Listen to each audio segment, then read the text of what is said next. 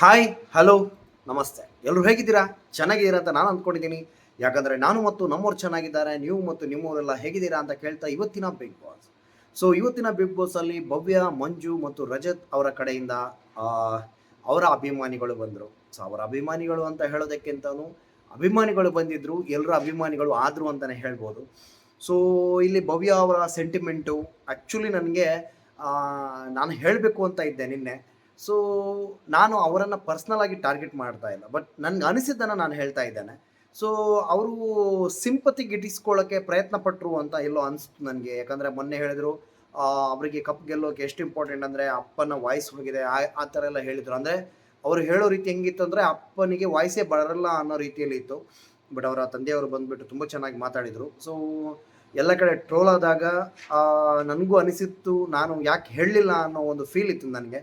So ಅದಕ್ಕಾಗಿ ಈ ವಿಡಿಯೋದಲ್ಲಿ ಹೇಳಿದ್ದೇನೆ. ಸೊ ಅದು ಬಿಟ್ಟರೆ ಭವ್ಯ ಅವರನ್ನು ಟಾರ್ಗೆಟ್ ಮಾಡಬೇಕು ಅಥವಾ ಭವ್ಯ ಅವರನ್ನು ಅವರ ಬಗ್ಗೆ ನೆಗೆಟಿವ್ ಹೇಳಬೇಕು ಅಂತಲ್ಲ. ಸೊ ಇನ್ನು ಮಾತಾಡೋದಾದರೆ ಮಂಜು.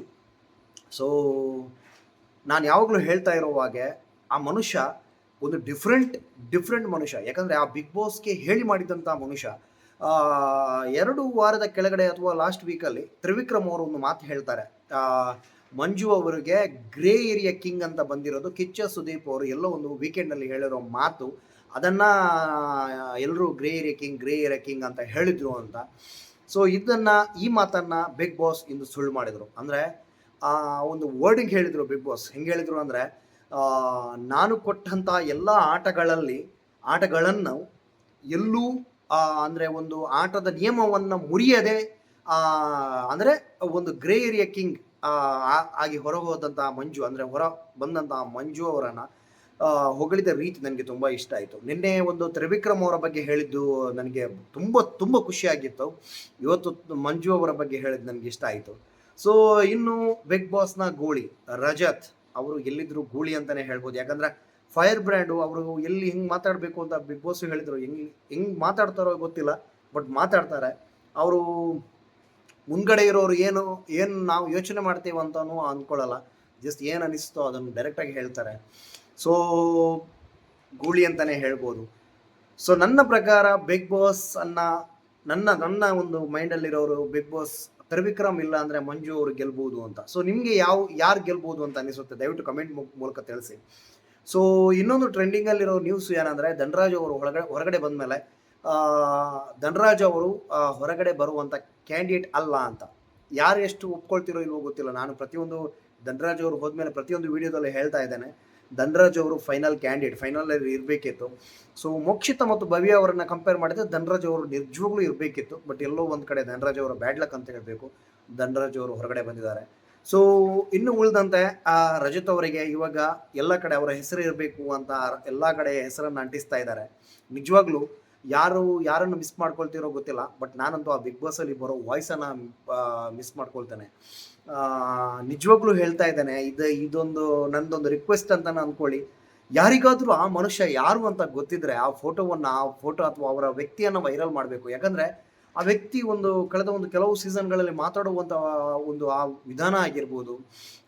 ಅದರಲ್ಲೂ ಈ ಸೀಸನಲ್ಲಿ ಬಿಗ್ ಬಾಸ್ ಅಂತೂ ನಿಜವಾಗ್ಲೂ ನಾನು ಹೇಳ್ತೇನೆ, ಬಿಗ್ ಬಾಸ್ ಮನೆ ಮಂದಿ ಎಷ್ಟು ಫೇಮಸ್ ಆಗಿದ್ದಾರೋ ಅವರಿಗೆ ಎಷ್ಟು ಫ್ಯಾನ್ ಫಾಲೋವಿಂಗ್ಸ್ ಇದ್ದಾರೋ ಗೊತ್ತಿಲ್ಲ. ಬಿಗ್ ಬಾಸಲ್ಲಿ ಕೊಡುವಂಥ ವಾಯ್ಸ್ ಆ ಮನುಷ್ಯನನ್ನು ಮಾತ್ರ ತುಂಬ ಜನ ಫಾಲೋವರ್ಸ್ ಆಗಿದ್ದಾರೆ ಅಂತ ನನ್ನ ಅನಿಸಿಕೆ. ಸೊ ಬಿಗ್ ಬಾಸ್ ವಾಯ್ಸ್ನ ಫ್ಯಾನ್ಸ್ ಯಾರು ಇದ್ದೀರೋ ದಯವಿಟ್ಟು ಕಮೆಂಟ್ ಮೂಲಕ ತಿಳಿಸಿ.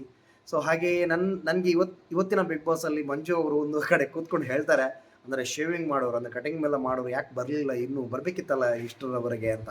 ಸೊ ಅವ್ರು ಹೇಳಿದ ಕೂಡಲೇ ಬಂದರು. ಸೊ ಇನ್ನು ಉಳಿದಂತೆ ಬಿಗ್ ಬಾಸ್ ನಾಳೆ ನಾಡಿದ್ದು ಫೈನಲ್ಲು. ಯಾರ್ಯಾರು ಹೋಗ್ತಾರೆ, ಯಾರ್ಯಾರು ಗೆಲ್ತಾರೆ ಅನ್ನೋದು ಸೀಕ್ರೆಟು. ಕೆಲವೊಂದು ಕಡೆ ಇವಾಗ ಆಲ್ರೆಡಿ ತ್ರಿವಿಕ್ರಮ್ ಅವ್ರು ಗೆದ್ದರು, ಮಂಜು ಅವ್ರು ಗೆದ್ದರು, ಹನುಮಂತು ಅವರು ಗೆದ್ದರು ಅಂತ ಒಂದು ಬರ್ತಾ ಇದೆ ಟ್ರೋಲ್ಸು.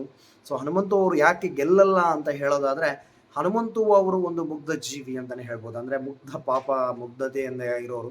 ಎಲ್ಲೋ ಒಂದು ಕಡೆ ನನಗೆ ಅನಿಸ್ತಾ ಇದೆ ಕಲರ್ಸ್ ಕನ್ನಡದವರು ಅವರನ್ನು ಯೂಸ್ ಮಾಡ್ತಾ ಇದ್ದಾರೆ TRPಗೋಸ್ಕರ ಅಂತ.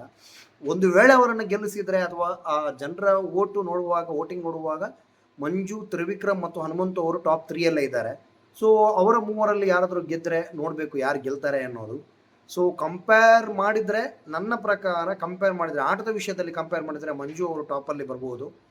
ಮತ್ತು ಉಳಿದಂತಹ ಒಂದು ವ್ಯಕ್ತಿತ್ವದ ಆಟದಲ್ಲಿ 100% ಹನುಮಂತು ಅವರು ಟಾಪಲ್ಲಿದ್ದಾರೆ. ಸೊ ನೋಡಬೇಕು ಯಾರು ಗೆಲ್ತಾರೆ ಅಂತ. ಸೊ ನಿಮ್ಮ ಕಮೆಂಟ್ಸ್ ದಯವಿಟ್ಟು ಕಮೆಂಟ್ ಮೂಲಕ ತಿಳಿಸಿ ಯಾರು ಗೆಲ್ಬೋದು ಅಂತ. ಸೊ ಇಷ್ಟು ಹೇಳ್ತಾ ಇವತ್ತಿನ ಬಿಗ್ ಬಾಸ್ ಇಷ್ಟೇ, ನನಗೆ ಅನಿಸಿದ್ದು ಇಷ್ಟೇ, ಮತ್ತು ಬೇರೆ ಎಲ್ಲ ಒಂದು ಕಡೆ ಒಂದೊಂದು ಸಣ್ಣ ಸಣ್ಣ ತುಣುಕುಗಳು ಅಷ್ಟೇ. ಸೊ ಇಷ್ಟ ಆದರೆ ಲೈಕ್ ಮಾಡಿ, ಶೇರ್ ಮಾಡಿ, ಸಬ್ಸ್ಕ್ರೈಬ್ ಮಾಡಿ ಅಂತ ಹೇಳ್ತಾ, ಸೊ ನಮ್ಮ ಎಲ್ಲ ವಿಡಿಯೋಗಳನ್ನು ನೋಡಿ ಹರಿಸಿ ಹೀಗೆ ಒಂದು ನಮಗೆ ಸಪೋರ್ಟ್ ಮಾಡ್ತಾ ಇರಿ ಅಂತ ಹೇಳ್ತಾ, ಟೇಕ್ ಕೇರ್, ಬಾಯ್, ಗುಡ್ ನೈಟ್.